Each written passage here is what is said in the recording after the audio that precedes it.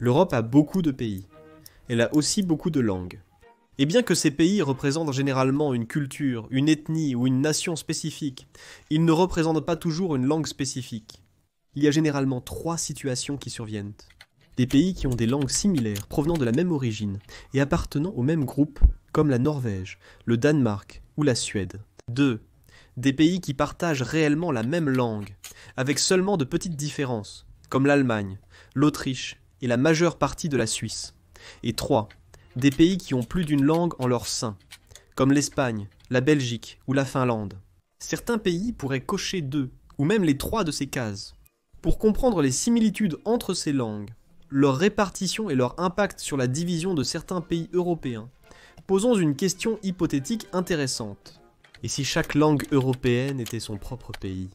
Cela signifie que les pays, et les régions qui partagent la même langue, s'uniraient en un seul, et que ceux qui ont plus d'une langue se sépareraient. Nous aurions également quelques îles linguistiques étranges, qui auraient soit une souveraineté au sein d'autres États, soit deviendraient essentiellement une esclave d'une autre nation. Cela n'arrivera évidemment jamais. Mais c'est intéressant car cela nous permet de comprendre comment différents pays parlent la même langue, comment les gens du même pays parlent différentes langues, et pourquoi c'est le cas dans les 2 situations. La meilleure façon de faire cela est simple, en regardant une carte. J'ai obtenu cela de Wikipédia, et c'est une version simplifiée qui regroupe les plus grandes langues et idiomes. Plus loin, je montrerai une carte plus détaillée sur les langues présentes dans chaque groupe linguistique, ce qui est également important pour comprendre la diversité linguistique en Europe. Du Portugal, en partant de l'ouest vers l'est, c'est pratiquement un état-nation parfait où tout le monde parle portugais. Parfois, il s'étend un peu en Espagne à la frontière, et vice-versa, surtout dans ce coin nord-est. Le Portugal n'a qu'une autre langue, qui est le mirandais, mais elle n'est parlée que par une minorité minuscule dans un seul endroit, donc elle n'est pas montrée sur cette carte. Et beaucoup d'autres de ces petites langues locales ou idiomes à travers l'Europe ne sont également pas montrés. Au-dessus du portugais se trouve le galicien, très similaire au portugais à bien des égards, et parlé dans la région autonome de Galice en Espagne. La Galice a un mouvement indépendantiste, moins fort que d'autres mouvements en Espagne.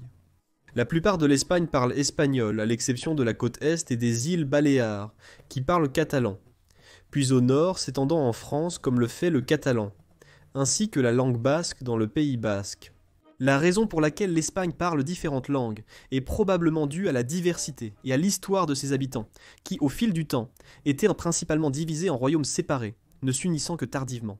Ensuite, nous avons la France qui n'a que 3 autres langues principales qui y sont parlées selon cette carte. Le breton en Bretagne, l'allemand en Alsace-Lorraine, et le néerlandais dans la zone frontalière du Nord.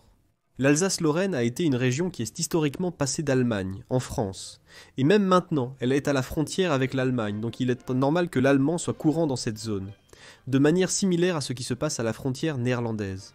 Le breton, langue celtique similaire au cornique ou au gallois, est historiquement parlé en Bretagne et perdure encore un peu aujourd'hui. D'autre part, le français se répand également dans les pays voisins, principalement en Belgique dans la province de Wallonie, mais aussi dans la ville de Bruxelles.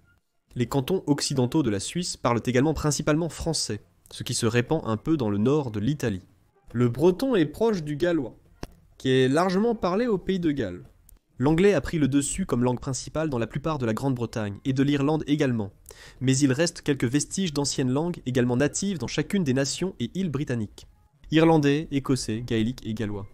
Plus au nord, les îles Féroé et l'Islande parlent également leur propre langue, tout comme le Danemark. Cependant, les 3 pays nordiques restants ont une plus grande variété. La Norvège parle norvégien dans ses 2 formes officielles de bokmål et nynorsk, signifiant littéralement langue de livre et nouveau norvégien, respectivement. Un grand merci à moi pour m'avoir enseigné cela. Il y a aussi quelques-unes des langues et idiomes sami natifs qui se répandent dans tout le pays, principalement dans le nord. La même chose se produit en Suède. Dans le nord de la Finlande également, qui parle suédois en plus du finnois, principalement sur la côte ouest. En revenant aux Pays-Bas, le néerlandais est la seule langue parlée à l'exception du frison en Frise. Le frison du Nord est également parlé dans le district le plus au nord de l'Allemagne, en Frise du Nord, dans l'état de Schleswig-Holstein, mais ce sont des langues locales très mineures et non représentées sur la carte simplifiée.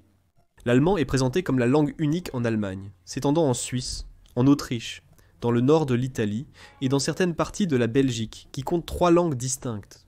Oh, et la Suisse parle aussi le romanche, une langue issue du latin.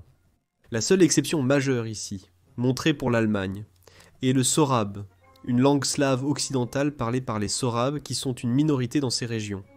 L'Italie a beaucoup de dialectes locaux, mais ici ils sont tous rassemblés en italien, avec seulement l'allemand, le latin et le friulan qui se distinguent.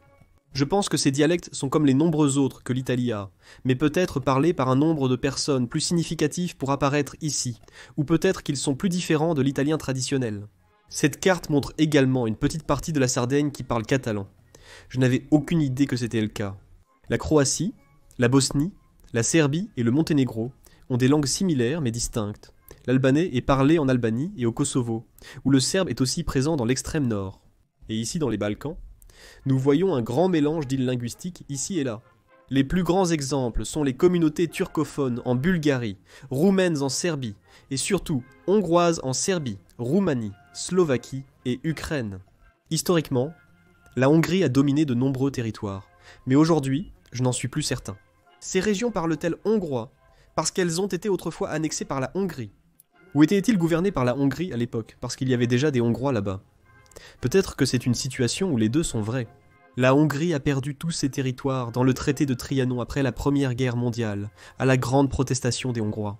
Ils ont même fait des cartes de propagande comparant leurs pertes de territoire, les pertes hypothétiques d'autres nations, pour démontrer à quel point cette perte de territoire était intense. La Moldavie parle principalement le roumain, et ensuite ce mélange de langues ici, le gagauz. Je ne comprends pas ce qui se passe. Si vous savez, dites-le dans les commentaires. La Biélorussie est complètement divisée entre le biélorusse et le russe, et il y a aussi quelques communautés russophones dans l'est de l'Ukraine, ainsi qu'une langue différente en Crimée.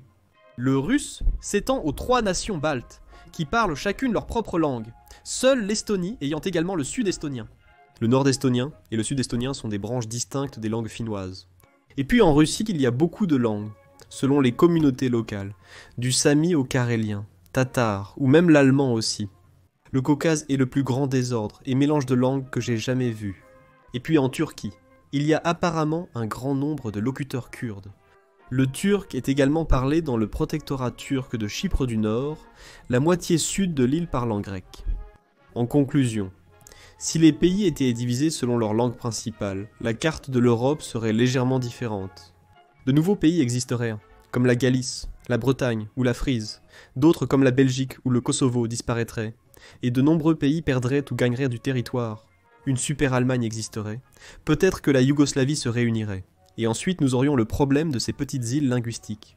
Dans le cas de la Hongrie, soit ils devraient restaurer leurs anciennes frontières pour atteindre la population de langue hongroise, soit ils auraient littéralement des enclaves tout autour des pays environnants, en plus de gagner un peu de terre immédiatement connectée. La deuxième carte est plus détaillée, et spécifie davantage de langues locales, comme l'indique la légende.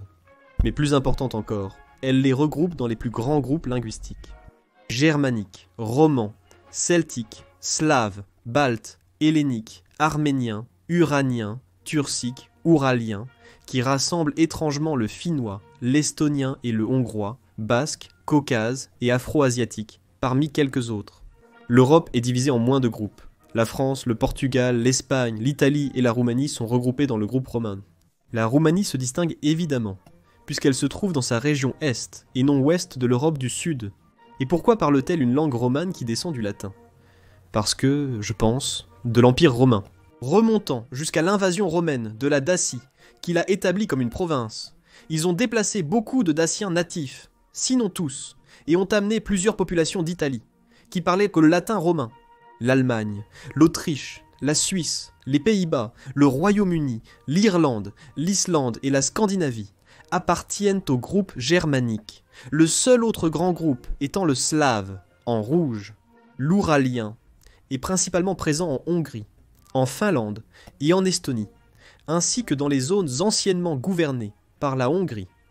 Cette carte de l'Eurasie, centrée sur la Russie, montre les nombreuses langues ouraliennes existantes, précisément le long des montagnes de l'Oural.